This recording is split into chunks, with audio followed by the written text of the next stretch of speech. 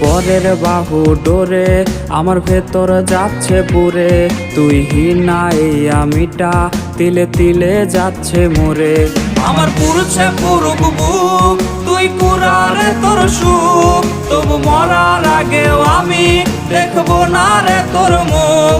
আমার মৃত আত্মাটা তোরে ডাকবে একদিন খুব, আমি দেখবো সেদিন তুই ওরে কেমনে রবি চুপ।